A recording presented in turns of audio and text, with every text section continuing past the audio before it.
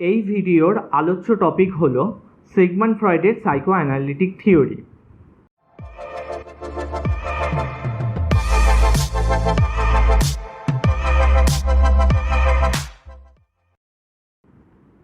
Hello, আমি ঋত্বিক দে। Psyche পাঠশালাতে সবাইকে স্বাগত। যদি এখনও আমাদের চ্যানেল সাবস্ক্রাইব না করে থাকেন তাহলে অবশ্যই সাবস্ক্রাইব বাটনে ক্লিক করে চ্যানেলটি সাবস্ক্রাইব করে নিন ও পাশে থাকা বেল আইকনটিতে ক্লিক করে রাখুন যাতে আমাদের চ্যানেলে পরবর্তী ভিডিওর নোটিফিকেশন আপনি পেয়ে যান। ভিডিওটি স্কিপ না করে অবশ্যই শেষ পর্যন্ত দেখুন। ভিডিও শেষে আমি আজকের আলোচ্য বিষয়ের ওপর কিছু কোয়েশ্চেন আলোচনা করে দেব। তাহলে আসুন স্টার্ট করা যাক আজকের আলোচ্য টপিকটি। মনোবিজ্ঞানের ইতিহাসে সিগমন্ড ফ্রয়েড একটি চিরস্মরণীয় নাম। ফ্রয়েড ছিলেন প্রধানত নিউরোলজিস্ট বা স্নায়ুরোগ বিশিষ্ট। অবচেতন মনের বিষয়বস্তু ও কার্যকলাপকে কেন্দ্র করে তার পরীক্ষা নিরীক্ষা এবং অনুশীলনের ফলে মনোবিদ্যার একটি নতুন দৃষ্টিভঙ্গি গড়ে ওঠে, যা সাইকোঅ্যানালিসিস বা মনোসমীক্ষণ নামে পরিচিত। সিগমন্ড ফ্রয়েড বিশ্বাস করতেন যে অবচেতন মনের কাজকর্মের কাছে চেতন মনের কাজকর্ম তেমন গুরুত্বপূর্ণ নয়।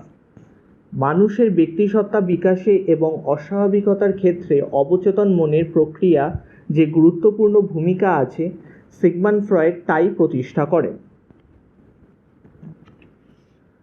সাইকোঅ্যানালিটিক থিওরি সম্পর্কে জানবার আগে সাইকোডায়নামিক থিওরির সাথে এর পার্থক্য জেনে নেওয়া যাক। সিগমন্ড ফ্রয়েডের থিওরিকে সাইকোঅ্যানালিসিস বলা হয়। সিগমন্ড ফ্রয়েডের পরবর্তীকালে নিও ফ্রয়েডিয়ান অর্থাৎ অ্যালফ্রেড অ্যাডলার, কার্ল ইয়ুং, Erik Erikson, Sullivan, Karen Horney প্রমুখ মনোবিদগণ ফ্রয়েডের সাথে বহু বিষয়ে সহমত পোষণ করলেও কিছু কিছু বিষয় ভিন্নমত প্রকাশ করেন। এর ফলে একদিকে যেমন মনোসমীক্ষণের বিকাশ ঘটে, তেমনি তার অনেক পরিমার্জনও ঘটে। তাই নিও ফ্রয়েডিয়ান এবং সিগমন্ড ফ্রয়েডের যৌথ তত্ত্বকে সাইকোডায়নামিক থিওরি বলা হয়। এখন আমরা সাইকোঅ্যানালিটিক থিওরি সম্পর্কে বিশদে জানব। সাইকোঅ্যানালিটিক থিওরির মাধ্যমে সিগমন্ড ফ্রয়েড মানব মনের তিনটি স্তরের কথা বলেন, যথা কনসাস মাইন্ড, প্রিকনসাস মাইন্ড এবং আনকনসাস মাইন্ড। সিগমন্ড ফ্রয়েডের মতানুসারে মানব মন অনেকটা আইসবার্গের মতো দেখতে। যে অংশটি জলের ওপর ভেসে থাকে সেটি হলো কনসাস বা চেতন। এই অংশটি বাস্তব জগতের সাথে সংযোগ বজায় রাখে এবং এই চেতন মনটি অচেতনের তুলনায় আয়তনে অনেক ক্ষুদ্র এবং প্রায় অচেতনের 1/7 মতো। তাছাড়া চেতন প্রক্রিয়ার একটা বড় অংশ অচেতন প্রক্রিয়ারই প্রভাব থেকে জন্মলাভ করে থাকে। চেতন মনের ঠিক নিচেই থাকে প্রাকচেতন বা প্রিকনসাস। আইসবার্গ অনুসারে যে অংশটি জলে ভেসে থাকে ও ডুবে থাকার মধ্যে সূক্ষ্ম পার্থক্য তৈরি করে রাখে সেটি হচ্ছে প্রিকনসাস লেভেল। এটি সাধারণ অবস্থায় আমাদের সচেতনতার বাইরে, কিন্তু চেষ্টা করলে এই স্তরের বিষয়গুলি চেতন মনে আনা যায়। যে সকল ঘটনা আমাদের মনে নেই অথচ চেষ্টা করলে আমরা মনে করতে পারি, সেই ঘটনাগুলিরই অবস্থান হলো প্রাকচেতন বা প্রিকনসাস লেভেল। অবশ্য প্রিকনসাসের সমস্ত ঘটনাই যে সহজে মনে করা যায় তা নয়। প্রিকনসাসের এমন অনেক ঘটনা আছে যা মনে করতে আমাদের যথেষ্ট কষ্ট বা অসুবিধা হতে পারে। এই প্রিকনসাসের নিচেই অবস্থান করে আমাদের অচেতন মন বা আনকনসাস মাইন্ড। আইসবার্গ অনুসারে যেটি সম্পূর্ণ জলের তলায় নিমজ্জিত থাকে।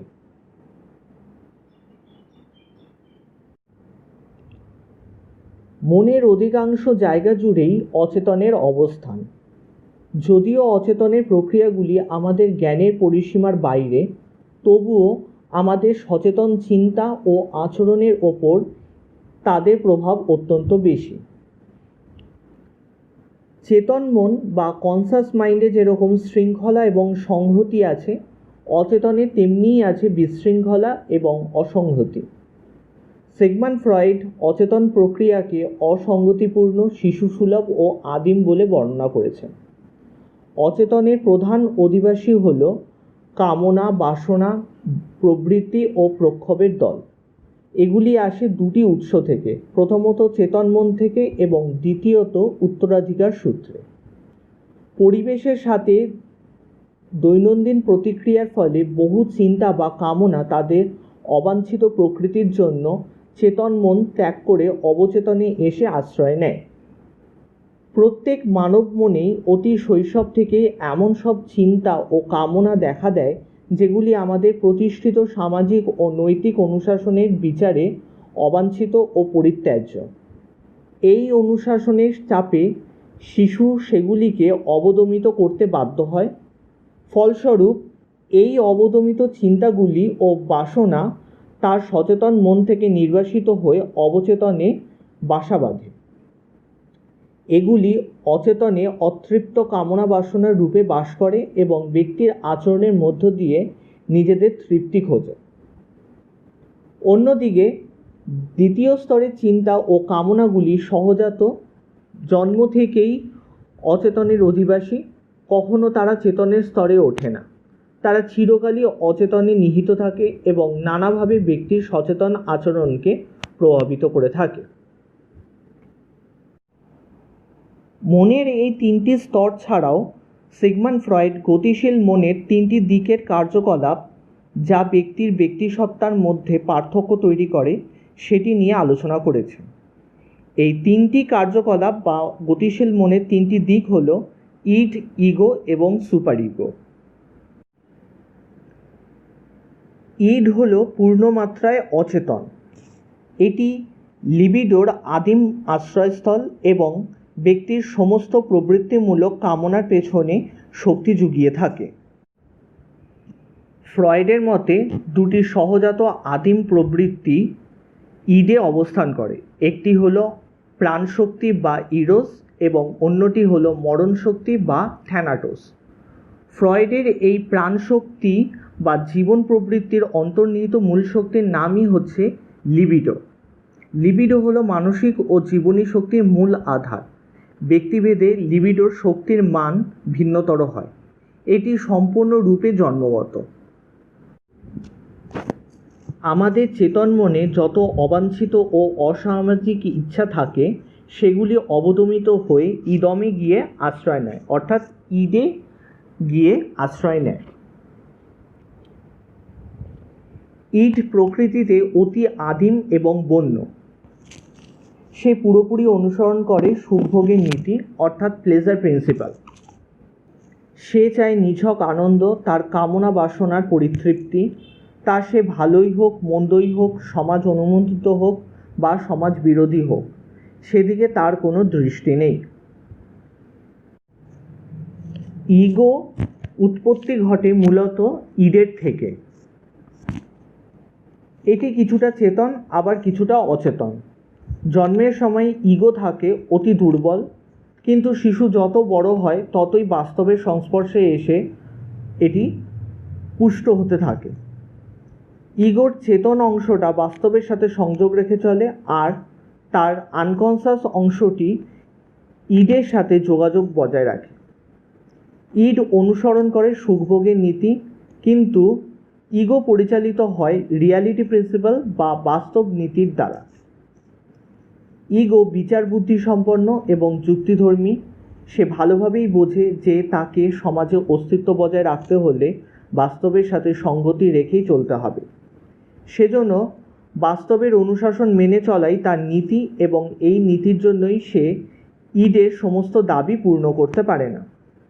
বস্তুত ইডের তৃপ্তি মানে ইগোর নিজেরই তৃপ্তি, কিন্তু বাস্তবের চাপে ইগো বাধ্য হয়ে ইডকে দাবিয়ে রাখে এবং তার কামনাকে অতৃপ্ত রাখে। তবে যদি ইগো বোঝে যে ইডের কোনো বিশেষ ইচ্ছে পূর্ণ করলে তাকে সমাজের কাছে সমালোচনা বা শাস্তি ভোগ করতে হবে না, তখন সেই ইচ্ছে পূর্ণ করতে সে দ্বিধা বোধ করে না। কিন্তু ইডের অধিকাংশ কামনাই এত অসামাজিক প্রকৃতির যে সেগুলিকে প্রত্যক্ষভাবে পূর্ণ করা ইগোর পক্ষে সম্ভব হয় না। মানসিক সংগঠনের তৃতীয় অধিবাসীটি হল অধিসত্তা বা সুপার ইগো। সুপার ইগো নৈতিক শক্তির আধার। এটি আমাদের নৈতিক বিবেক বা নৈতিক উপলব্ধির কাজ করে। এটি বেশিরভাগ সময় অবচেতনে থাকে। তা ইগোর মতোই অভিজ্ঞতালব্ধ। পারিবারিক ও সামাজিক শিখনের মাধ্যমে সুপার ইগো আত্মপ্রকাশ করে। পারিবারিক ও সামাজিক আদর্শগুলি শিশু তার সামাজিকীকরণ প্রক্রিয়ার মাধ্যমে অর্জন করে, যা মূলত সুপার ইগোতেই জমা হয়। সুপার ইগোর আচরণ ও মনোভাব ইডের ঠিক বিপরীত। তার পথ চলার মূল কথা হচ্ছে মরালিটি প্রিন্সিপাল বা নৈতিকতার নীতি। সেসব সময় আদর্শ নৈতিকতার মানদণ্ড বিচার করে আচরণ করতে চায়। অসামাজিক অনৈতিক কাজগুলিকে সে ঘৃণা করতে চায় এবং সেই অনুযায়ী ব্যবস্থা গ্রহণ করতে ইগোর ওপর প্রতিনিয়ত চাপ সৃষ্টি করে। পারিবারিক, সামাজিক ও ধর্মীয় আদর্শের মধ্যে পার্থক্য থাকায় সমাজ, পরিবার ও ধর্ম অনুযায়ী ব্যক্তির সুপার ইগোর ধরন, প্রকৃতি ও শক্তির মধ্যে পার্থক্য দেখা যায়। যে ব্যক্তির সুপার ইগো ইডের তুলনায় যত বেশি শক্তিশালী, সে ব্যক্তি তত বেশি আদর্শবান মানুষ হিসেবে সমাজে নিজেকে প্রতিষ্ঠিত করতে পারে। ইগো এর ভারসাম্য সৃষ্টির ক্ষেত্রে ইড এবং সুপার ইগোর তীব্রতা বা শক্তি একটি গুরুত্বপূর্ণ নিয়ামক হিসেবে কাজ করে।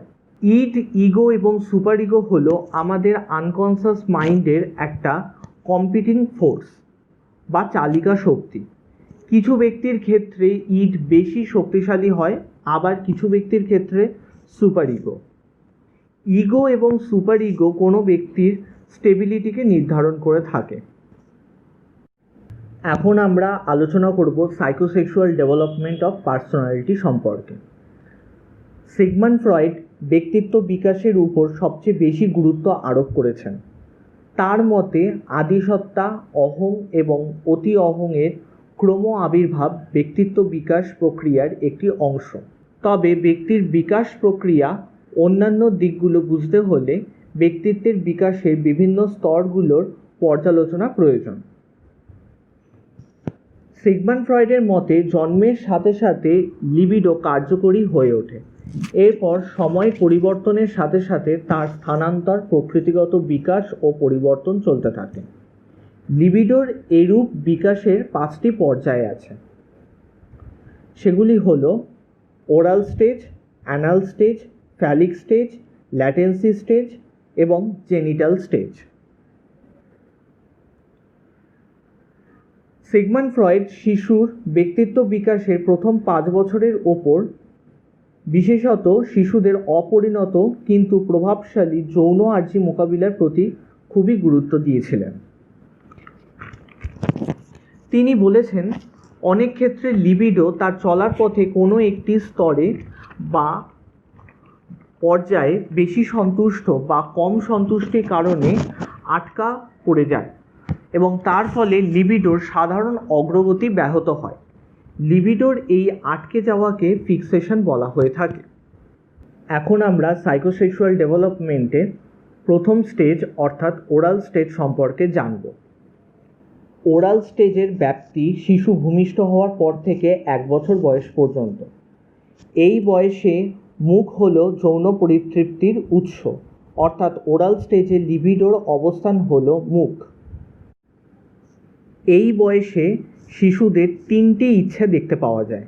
এক হচ্ছে খাওয়ার ইচ্ছা, ঘুমের ইচ্ছা এবং তৃতীয়টি হচ্ছে ঘুমের ঠিক একটু আগে তারা কোনো বস্তু চোষা শেষ করার মাধ্যমে পরিতৃপ্তি লাভ করে থাকে এবং সন্তুষ্টি বোধ করে থাকে। এই 3টেকে বলা হয়ে থাকে ওরাল ট্রায়াড। এই ওরাল স্টেজ আবার 2টি সাব স্টেজে বিভক্ত থাকে। একটি হচ্ছে ওরাল সাকিং স্টেজ, দ্বিতীয়টি হচ্ছে ওরাল বাইটিং স্টেজ। শিশু জন্মগ্রহণের পর থেকে কিছুদিন পর পর্যন্ত যে কোনো বস্তুই বা মাতৃদুগ্ধ পান করবার সময় মাতৃস্তন চোষণ করে থাকে, অর্থাৎ সাক করে থাকে, এবং সেটাকে আমরা বলে থাকি ওরাল সাকিং স্টেজ। ফ্রয়েডের মতে স্তন্যপান এবং চর্বণ প্রক্রিয়ায় শিশুরা যে আনন্দ পায় সেটি যৌন তৃপ্তির নামান্তর। প্রথম বছরে যদি শিশুর স্তন্যপান স্পৃহা চরম পরিতৃপ্তি লাভ করে তাহলে শিশু ভবিষ্যৎ জীবনে আশাবাদী হয়। দ্বিতীয় স্টেজটি হচ্ছে ওরাল বাইটিং, অর্থাৎ যখন শিশু দাঁত ওঠে এবং শিশু দাঁতে কামড়ে কোনো খাবার খেতে শুরু করে, সেই স্টেজটাকে আমরা বলে থাকি oral biting stage. Oral biting স্টেজে শিশুর যৌন পরিতৃপ্তি ব্যাহত হলে পরবর্তী জীবনে সে আক্রমণাত্মক হয়ে ওঠে, সে তর্ক করা বা ব্যঙ্গাত্মক ভাব প্রকাশ করে এবং মদ্যপান ও সিগারেট ইত্যাদির প্রতি বেশি আকর্ষণ অনুভব করে থাকে। ওরাল স্টেজের পরবর্তী স্টেজটি হচ্ছে অ্যানাল স্টেজ। এই স্তরে লিবিডোর অবস্থান হলো পায়ুদার। এই স্টেজের সময়কাল হলো 1 থেকে 3 বছর। এই সময় শিশুকে মাতৃস্তন্য থেকে বিরত করা হয় এবং শিশু যৌন পরিতৃপ্তির পথ হিসেবে পায়ুদারের অনুভূতিকে বেছে নেয়। শিশু কখনো মলত্যাগের মাধ্যমে অর্থাৎ অ্যানাল এক্সপালশন কিংবা কখনো মল চেপে রেখে অর্থাৎ অ্যানাল রিটেনশনের মাধ্যমে যৌন তৃপ্তি লাভ করে। এসব ব্যাপারে বাবা মা বেশি কড়াকড়ি করলে বা শাস্তির মাধ্যমে নিয়ন্ত্রণ আরোপ করলে শিশুরাও নানা প্রতিক্রিয়া করে থাকে। প্রতিক্রিয়াস্বরূপ কখনো ইচ্ছে করে অসময় অজায়গায় মলত্যাগ কিংবা কোষ্ঠবদ্ধ রেখে যৌন তৃপ্তির বিকাশ পথ বের করে। এসব প্রক্রিয়ায় অবদমনের ফলশ্রুতিতে পরিণত বয়সে এরা কৃপণ, একগুঁয়ে, কঠোর, আক্রমণাত্মক হতে পারে।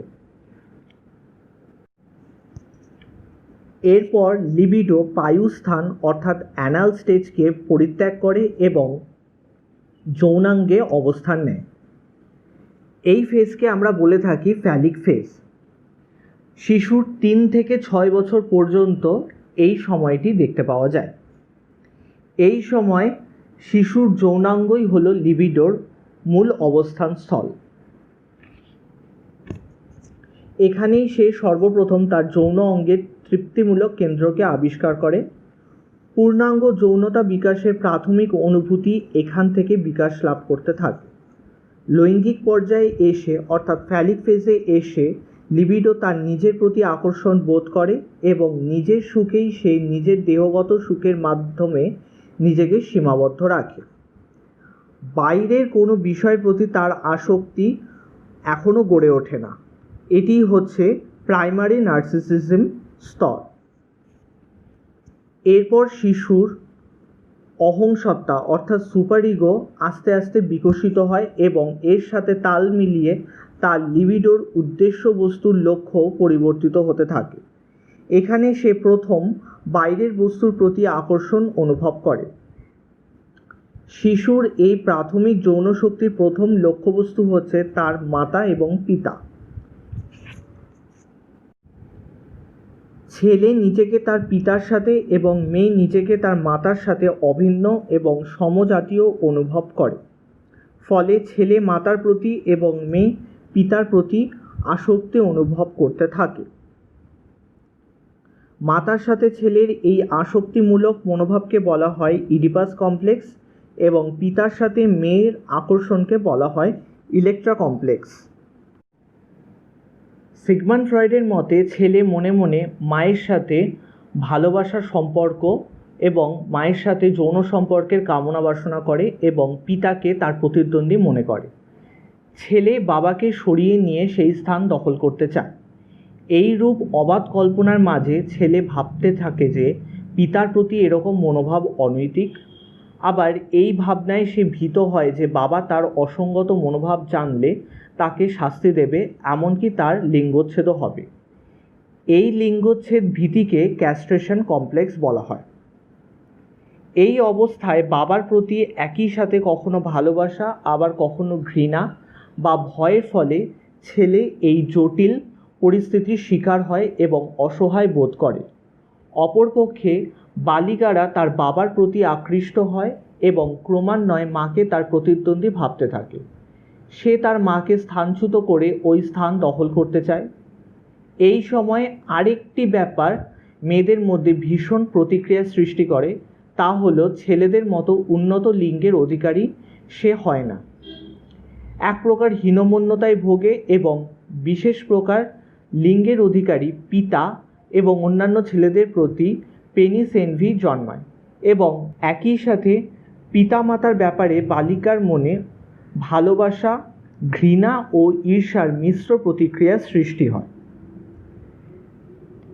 ছেলেদের ক্ষেত্রে ইডিপাস কমপ্লেক্সের সমাধান হয়ে গেলে অথবা রিপ্রেসড বা অবদমন হয়ে গেলে ছেলেরা তার মায়ের প্রতি আসক্তিকে পরিত্যাগ করে এবং পিতাকে তার আদর্শ মনে করে। ছেলেদের অহংসত্তার এই দ্বন্দ্ব কাটাতে সাহায্য করে তার প্রাথমিক অতি অহংসত্তা। ফলস্বরূপ মায়ের প্রতি ভালোবাসা ও পিতার প্রতি শ্রদ্ধাশীল আচরণ দেখতে পাওয়া যায়। পিতার মতো সে কোনটি ঠিক ভুল তা বিচার করতে শেখে। সিগমন্ড ফ্রয়েড মনে করেন যে ছেলেদের তুলনায় মেয়েদের অতি অহংসত্তা অর্থাৎ সুপার ইগো তাড়াতাড়ি সংগঠন হয় না এবং মেয়েদের অতি অহংসত্তা দুর্বল ও নমনীয় প্রকৃতির হয়। তাই ইডিপাস কমপ্লেক্সের দ্রুত সমাধান হয় না, বরং আস্তে আস্তে অতি অহংয়ের বিকাশের সাথে সাথে এটি দূর হয়। একবার অতি অহংসত্তা বিকশিত হলে ইডিপাস কমপ্লেক্স দূর হয় এবং পিতার প্রতি যৌনাশক্তি ও মাতার প্রতি রাগটা দূরীভূত হয়ে যায় এবং আবার আগের মতোই মায়ের মতো নিজেকে ভাবতে থাকে। ফ্যালিক স্টেজের পর আসে ল্যাটেন্সি স্টেজ। 6 বছর বয়স থেকে বয়ঃসন্ধি পর্যন্ত সময়কালকে ল্যাটেন্সি স্টেজ বলা হয়। এই সময় ছেলে মেয়েদের মধ্যে লিবিডো স্তিমিত হয়, পিতামাতার প্রতি তাদের যৌন আকাঙ্ক্ষাও অবদমিত হয়। ছেলে মেয়েদের মনোযোগ নিজের প্রতি পরিচালিত হয়, অর্থাৎ আত্মভালোবাসায় তারা মুগ্ধ হতে থাকে। এই আত্মকামিতাকে সেলফ লাভ অর নার্সিসিজম বলা হয়। ল্যাটেন্সি স্টেজের পর একদম লাস্ট স্টেজ অর্থাৎ জেনিটাল স্টেজ আসে।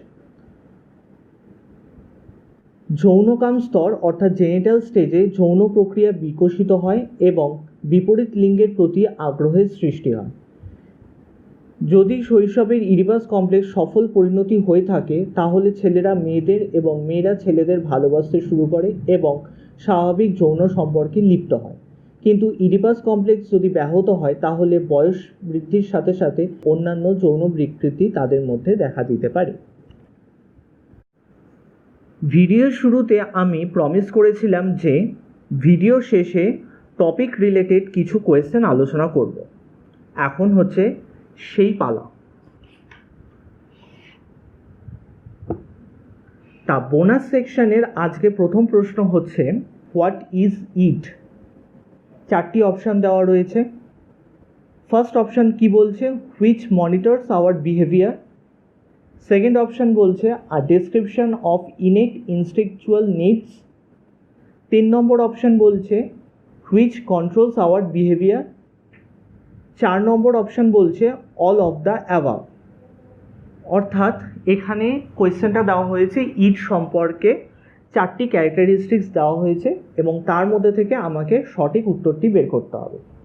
তা আজকের টপিকে যখন আমি আলোচনা করলাম ইট সম্পর্কে, তখন আমরা বলেছি যে ইড হচ্ছে গিয়ে আমাদের একটা প্রবৃত্তিমূলক চাহিদা এবং এটি জন্মগত অচেতনে অবস্থান করে এবং এটি আমাদের সমস্ত কামনা বাসনার একটা আশ্রয়স্থল। সুতরাং অ্যান্সারটি হবে বি, অর্থাৎ a description of innate instinctual needs. আজকের বোনাস সেকশনের নেক্সট কোয়েশ্চেনটি আছে in Freud stages of development at what age the latency stage does occur। 4টি অপশান এখানে রয়েছে। First option adolescence, second option 6 to 12 years, third option 1 to 3 years, এবং fourth option হচ্ছে 3 to 6 years. আজকে যখন আমরা টপিক আলোচনা করলাম সাইকোসেক্সুয়াল ডেভেলপমেন্ট, সেখানে আমরা লিবিডোর বিভিন্ন অবস্থান সম্পর্কে এবং বিভিন্ন সময় কিভাবে বিকশিত হচ্ছে সাইকোসেক্সুয়াল ডেভেলপমেন্টে সেটি আমরা আলোচনা করেছি এবং তাতে আমরা দেখেছি যে 6 থেকে 12 বছর বয়সে ল্যাটেন্সি স্টেজ থাকে, যে সময় লিবিডো একটু সুপ্ত অবস্থায় থাকে। অ্যাডোলেসেন্স পিরিয়ডে জেনিটাল ফেজ দেখতে পাওয়া যায় আমরা। 1 to 3 ইয়ার্সে আমরা দেখতে পাই ওরাল স্টেজ এবং 3 to 6 ইয়ার্সে আমরা দেখতে পাই ফ্যালিক স্টেজ।